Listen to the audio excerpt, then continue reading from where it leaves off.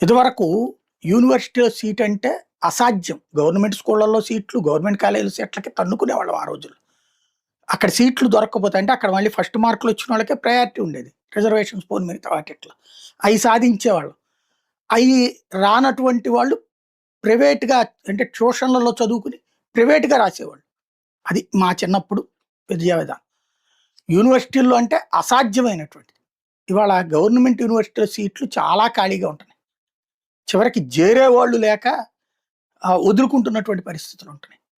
ఎందుకు ఈ మాట చెప్పాల్సొస్తుందంటే, చివరికి ఉద్యోగాలు, ప్రభుత్వ ఉద్యోగాలు గూడా, ప్రభుత్వ ఉద్యోగాల్లో కంటే ప్రైవేట్ ఉద్యోగాలకే ఎక్కువ ప్రయారిటీ ఇస్తున్నారు పబ్లిక్, యూత్ గూడా. ఇప్పుడొచ్చేటప్పటికి ఎస్సీ, ఎస్టీ, ఓబీసీలే కేంద్ర ప్రభుత్వ ఉద్యోగాల్లో ఎక్కువగా ఉన్నారంది డీఓపీటీ 2024-25 రిపోర్ట్ చెప్తోంది. గ్రూప్ ఏ పోస్టులు అంటే టాప్ బ్యూరోక్రసీ, ఐఏఎస్‌లు, ఐపీఎస్‌లు